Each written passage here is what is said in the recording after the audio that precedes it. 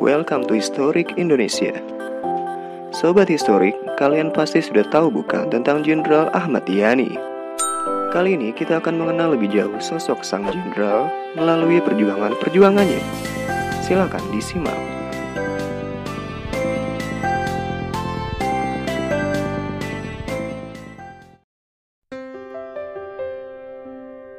Ahmad Yani lahir di Purworejo, Jawa Tengah pada tanggal 19 Juni 1922. Ahmad Yani memulai karir militernya pada zaman kolonial Belanda dengan mengikuti pendidikan militer pada Dinas Topografi Militer di Malang, Jawa Timur. Ketika pendudukan Jepang, Yani terlebih dahulu mengikuti pendidikan Heiho di Magelang, dan barulah selanjutnya masuk organisasi militer pembela tanah air atau PETA di Bogor. Yani dikenal sebagai salah satu jebolan terbaik PETA loh guys.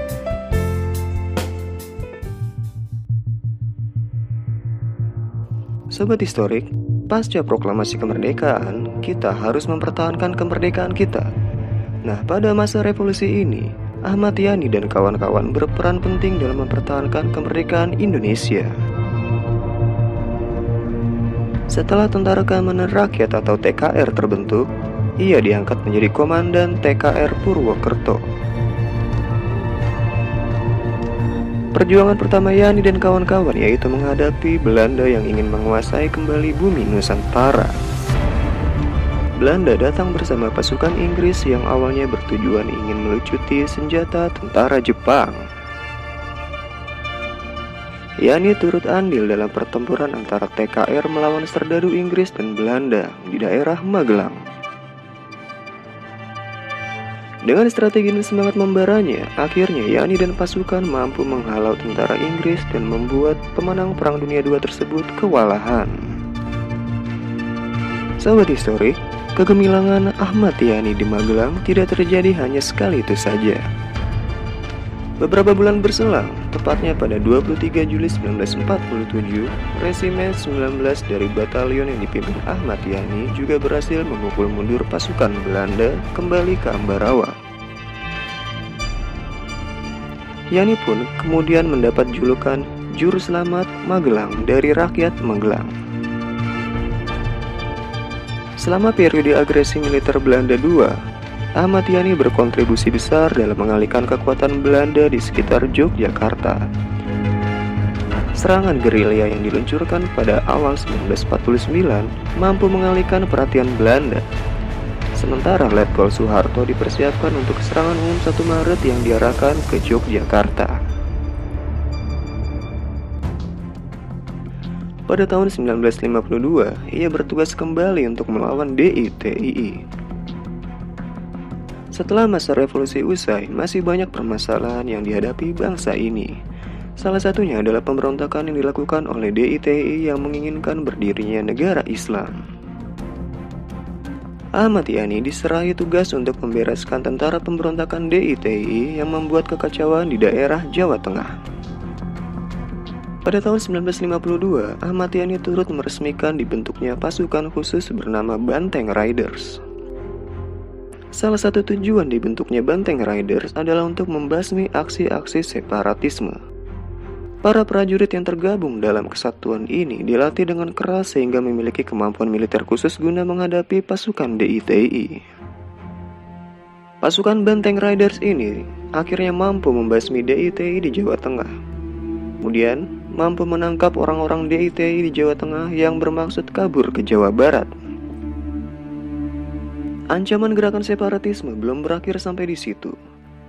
Ahmad Yani kembali mengerahkan Banteng Riders untuk memadamkan aksi-aksi berbau separatisme lainnya, termasuk PRRI dan Permesta. Banteng Riders juga turut ambil bagian dalam operasi pembebasan Irian Barat. Pada bulan Agustus 1958, Yani memerintahkan operasi 17 Agustus terhadap PRRI yang memberontak di Sumatera Barat. Pasukan Ahmad Yani berhasil merebut kembali Padang dan Bukit Tinggi dari para pemberontak.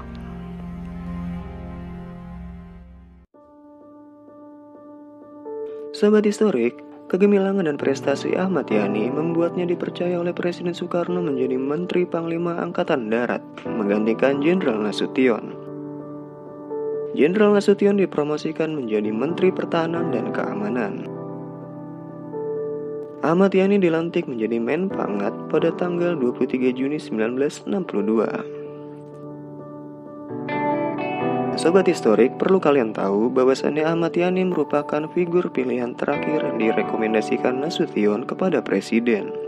Namun, sifat, sikap, dan loyalitas Yani membuat Soekarno memilihnya. Ahmad Yani merupakan jenderal kesayangan Bung Karno karena integritasnya yang tidak diragukan lagi.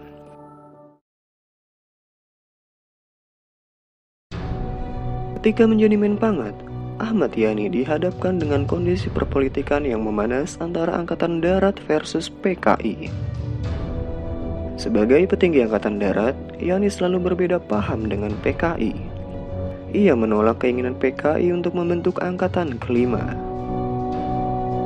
Sobat historik, Angkatan Kelima adalah buruh dan petani yang dipersenjatai. Usulan ini ditolak dengan tegas oleh Ahmad Yani karena akan memunculkan masalah baru tentang garis komando angkatan ini.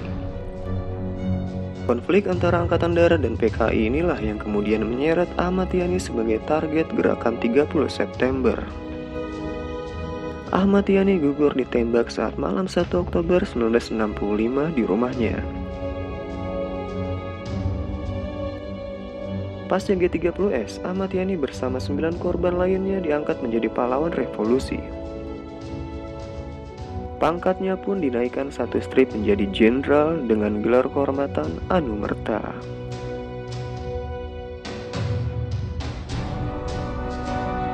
Demikianlah pembahasan singkat mengenai perjuangan Jenderal Ahmad Yani. Semoga kita dapat meneladani sosok superhero kita ini ya guys. Silahkan like dan share video ini sebanyak-banyaknya ya. Sampai jumpa, Jas Merah.